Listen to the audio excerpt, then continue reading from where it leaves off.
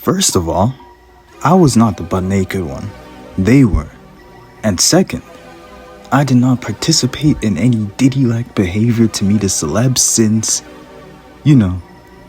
especially among other reasons, I was a child.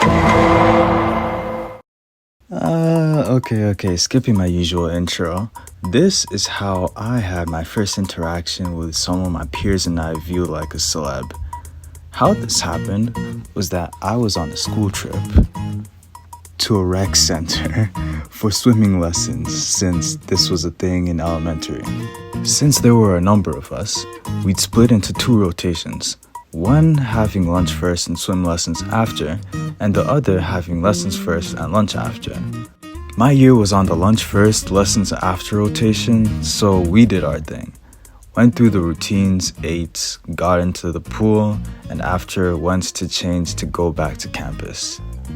Because we were the last on the swimming rotation, going back into the changing rooms, we had to mentally prepare to share the space with the seniors who were waiting for us children to finish so they could do their swim runs. I'm sure you already know where this is going. I'm not sure if it's a generational thing or if you just get to an age where you just don't have any care to give anymore, but truly, you haven't had the all-encompassing swimming pool experience unless if you walk into a changing room and see an esteemed elderly fellow au naturel. As for me, just as I'm not going to draw any of that for the non-visual imaginatives among us whose minds haven't been charred by what I've said already, I wasn't about to display, let alone give people a tour of the Horn of Africa, if you catch my drift. Usually I try to forget about it by thinking to myself since, a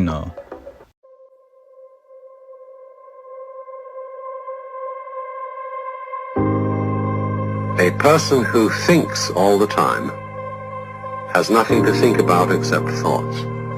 Or by just talking with my fellas. Depending on the day, we'd race on who'd finish changing first, which was never me. Or we debate, catch up with each other on what interesting stuff happened in our groups, or just talk life. This particular time, some of the boys already dipped because, rivalry. They had to maintain their dominance, not just among us guys, but race the girls who were also in on this changing speedrun competition. 3 of us stayed back longer to talk, and when I looked up and to my right, another fella, to be fair, still in the showers, but still, was all cheeks out and displaying the family jewels most would prefer kept in the storehouse. Normally, I'd immediately turn away, but I was immediately intrigued this time. No, please, it wasn't anything weird. My first thought was this seemed unusual because the guys seemed relatively young. Not child young, but definitely not old like the people who usually have no care. Second,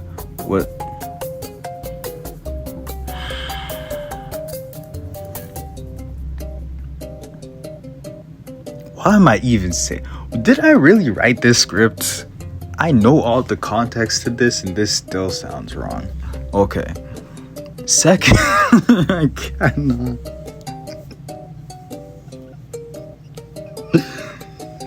Oh no. Okay. Second was when I caught a glimpse of those Why am I even saying this? This sounds so bad out of context, and even knowing the context, this sounds so wrong. But okay, if you catch my drift, I caught a glimpse of something I otherwise did not want to see, and I immediately looked up to get my eyes out of that area. And the first thing my eyes landed on was his face. It must have been for like a second or two, but when I saw his face, I turned over to one of my guys and asked him, "Isn't he that celebrity meteorologist?" My friend, without missing a beat, just flat out asked him, "Hey, excuse me, are you so-and-so?" And he actually said, yes he is. all of a sudden, the jewels weren't what was hanging below.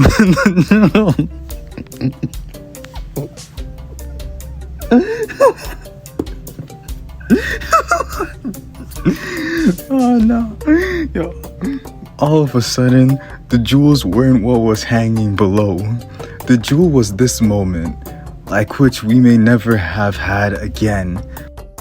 After allowing him the time and space to get changed, or at the very least put on a towel, since I'm sure we thought it very strange to do this with a naked man. We asked him if he'd sign an autograph for us, those of us without paper improvising with the paper towel in the washrooms. Once he gave us his autograph, we profusely thanked him and went outside triumphantly boasting about how we met the celebrity meteorologist in the changing room and how we got his autograph.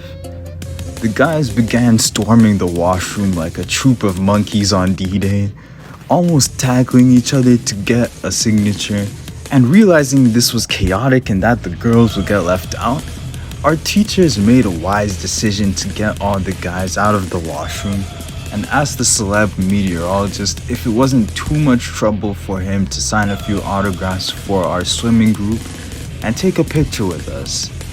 He happily obliged, and we got a shout out on the news that day, giving our class some 5 seconds of fame, but a core bonding memory for life. Hey fellas, thank you for listening/watching. This was the most diabolical and fun script I've ever got to write so far.